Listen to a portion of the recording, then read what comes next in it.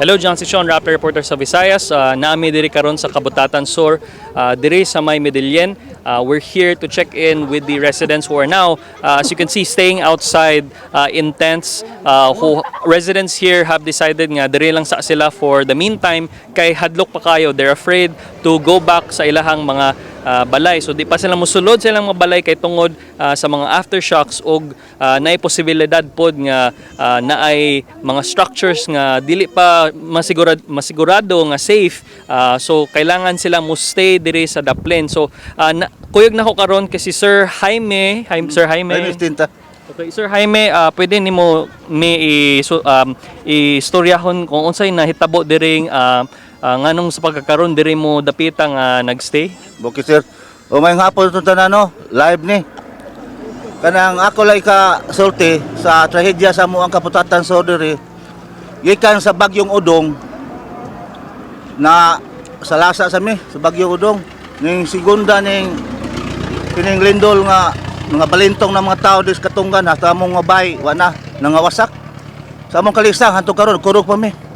Muna nga ning transfer sa mismo nga Daplin kay basi og madatugan ta sa among bayog kanang mga kahoy diya sa mishawan kani ang mga tao amon ni mga silingan tanan sa Kabutatan Sur ni nga Sitio Masilis ni unog dos na mga gwapa kayo ang mga kisutuin bisan og nagian mig trahedya. Pasalamat mi sa God nga na safety pa mi nga wapay nitabo among God mo amo singa amog yung pasalamatan. Katong gabi nga nahitabo sir, pwede mi ninyo ibalik sa panahon. Mga last 10 yun sir, porting kusugag sir. Dito mi nga tarantar kay nangatuog mi anay gayuna. Nga balitok mi sa mga bata en tawa na tinabaway na nya burn out pag yun. Brown ngano Nadungan pag lindol nga kusog, ana na. Burn out din ang suga. Ato panghit-hit na kamang-kamang na. Nya katunggan mga amo dia.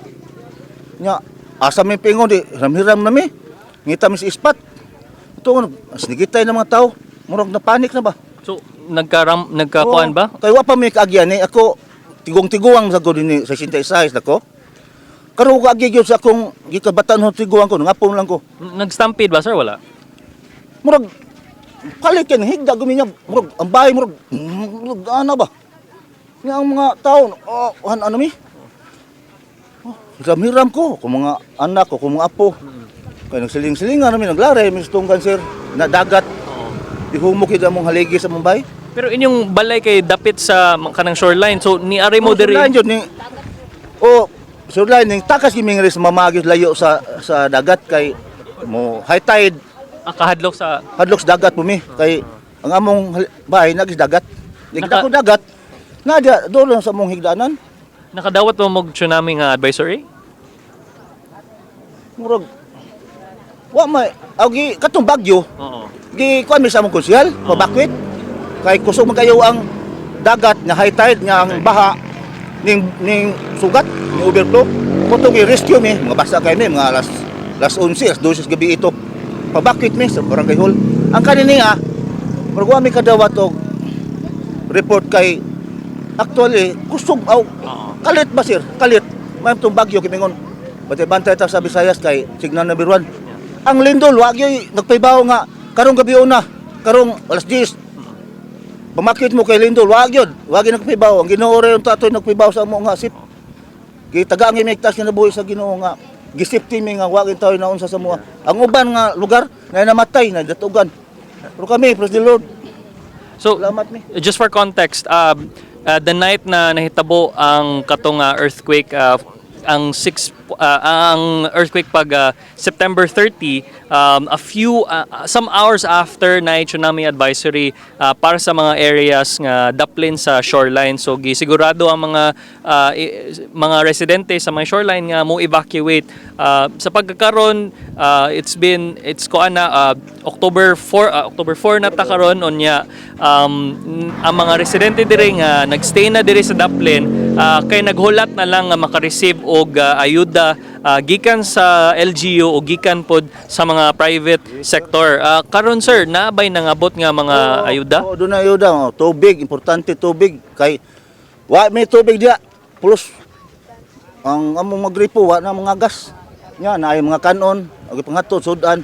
Nagsalamat sa mga private sector nga nabusog mi pamahaw gabi pa ni hapon. No electricity po, sir? Wa, suway suga. Muna nga, ang ila nag-charge sa cellphone dito sa may LGU, munisipyo nyo. Layo, biya sir ang munisipyo, tamdilin. Muna nga, manimniho lang. So, mura na mog na tent city diri. Oh, kini. Manto kini. Halo, ikita naon taon. Ilang. Kita, ang pumuntas ginoo sir nga.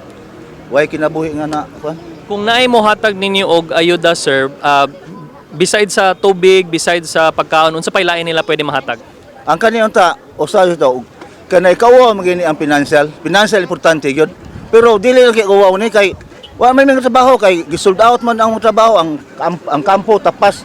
Wa may tapason kay wa may mudaw sentral kanang nga guba pod. Muna nga Agosto ta bisag hangyo mi nga ug naay malumo yung kasing-kasing sa nakabati ron. Ngayon ta may financial gamay para sa among nadlaw bang mapalit-palit ba sir? Medisina, sir. Oo, medisina kana. Kay kami, naay high blood ako, high blood mi ko. Nya, na mga vitamins, importante ba kay lisang pa kayo mi sir. Unsa pa man gyud, sir, kanang Oh, bisag. Depende lang kung sa ihatag sa Pwede ba? mga among magamit. Kay tugnaw kay kagabi. mensahe ninyo, sir, sa mga taga syudad nga padung diri nga ganahan mo hatag pa or at least sa LGU nga gusto ninyo ikasulti sa ilaha? Ako lang itong hangyo nga okay sa kabatero nga dagkong tao nga LGU kana mga private sector nga unta maluoy mo namo dire sa kanang Sitio Masilis kapsor nga kinahanglan mi sa inyong panabang in taon nga dakliti rin taon ninyo dire sa Jamis Highway sa eskina gid sa Buyahan. Muna daghang salamat ninyo taon mga sir ug ma'am nga makabati karon makasir taw nga daghang kayo ang tawo nga mo mga gustuhin dire nga nakinahanglan taw mga panabang mga bata may mga dagkong tao mga tiguang na mga tiguang taw na sir pulos na nga to mga citizen Mga nya elderly, nya kinahanglan mig maintenance kay high blood mi anlodipin og lasartan na vitamins nga bang makainom sa tag vitamins ba daghang salamat sir So you just heard from a resident here in Medellin town in the shoreline areas. So they evacuated, came here to this specific area where along the road many relief and delivery trucks are passing by. Private citizens are also coming here, giving them tarps, giving them aid as well directly. They're also hoping that naay mga LGU, local government units who are willing to give and provide medicine, water, and food, and extra clothes as well. And of course, one of the priorities that they have here is of course medicine. So we're sending this out to our audience who are watching, because there are senior citizens here, there are children who are also here in this specific area in Tantansor Kabata, ha? Kaputansor Kaputatan Sur here along the main road as you pass by Medellin. So once again, I'm John Sichon, Rappler, Cebu.